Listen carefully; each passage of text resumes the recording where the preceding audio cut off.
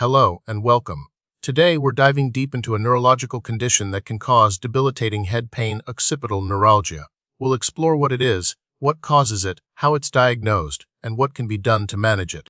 Occipital neuralgia is characterized by intense, stabbing, or electric shock like pain in the back of the head, upper neck, or behind the ears. But what triggers this pain?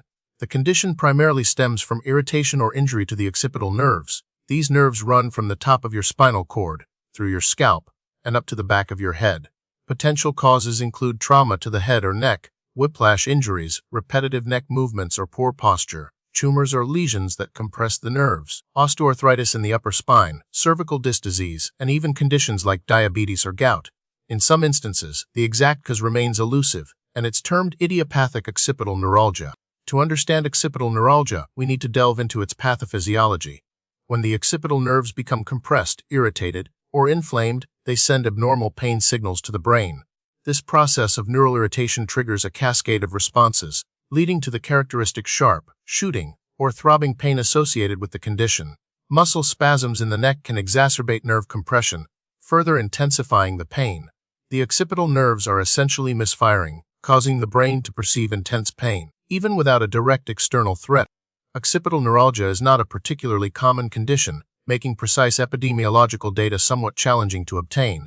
It can affect people of all ages, but it's most commonly observed in adults between the ages of 30 and 60. While no specific gender or racial predisposition has been definitively established, some studies suggest a slightly higher prevalence in women. Accurately assessing its true prevalence is difficult due to the variability in diagnostic criteria and potential misdiagnosis with other headache disorders.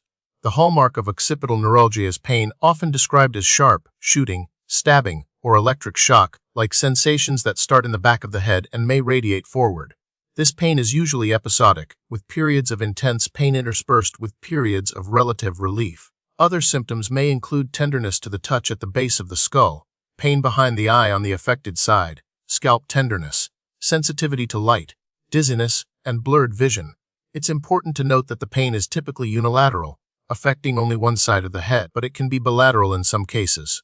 Diagnosing occipital neuralgia can be tricky, as its symptoms can overlap with other headache disorders like migraines or tension headaches. A thorough physical examination and detailed medical history are crucial. Palpation of the occipital nerves, where they emerge from the muscles in the back of the neck, can often reproduce the characteristic pain.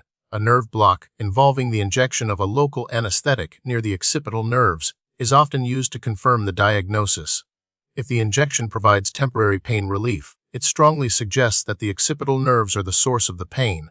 Imaging studies like MRI or CT scans may be ordered to rule out other underlying causes, such as tumors or structural abnormalities. While there aren't distinct types of occipital neuralgia in the same way there are with other conditions, it's often categorized based on the cause. If a specific underlying cause like trauma or a tumor can be identified, it's considered secondary occipital neuralgia. If no identifiable cause is found, it's considered idiopathic or primary occipital neuralgia. Understanding this distinction can help guide treatment strategies. Treatment for occipital neuralgia typically focuses on pain management and addressing the underlying cause, if known. Initial treatment may involve conservative measures such as heat or ice packs, physical therapy to improve posture and strengthen neck muscles, massage therapy to release muscle tension, and over-the-counter pain relievers. For more severe pain, prescription medications like muscle relaxants, anticonvulsants such as gabapentin or carbamazepine, or tricyclic antidepressants may be prescribed. Nerve blocks with local anesthetics and corticosteroids can provide temporary pain relief and reduce inflammation. In cases where conservative treatments fail, more invasive procedures like occipital nerve stimulation or surgical decompression may be considered. Occipital nerve stimulation involves implanting a small device that sends electrical impulses to block pain signals. Surgical decompression aims to relieve pressure on the occipital nerves by releasing surrounding tissues. While preventing occipital neuralgia entirely may not always be possible, there are steps you can take to reduce your risk.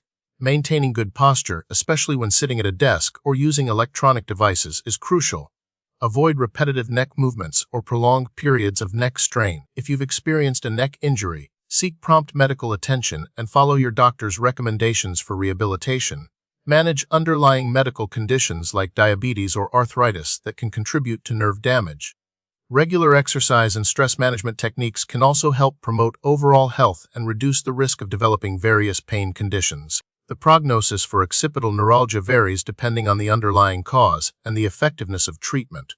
For some individuals, symptoms may resolve with conservative measures, while others may require more aggressive interventions. Occipital neuralgia can sometimes become a chronic condition, significantly impacting quality of life. However, ongoing research continues to explore new and improved treatment options. For example, some studies are investigating the potential of botulinum toxins and Botox injections for pain relief. Others are examining the long-term efficacy of occipital nerve stimulation and surgical decompression. Staying informed about the latest advancements and working closely with a qualified healthcare professional are essential for managing this complex condition effectively.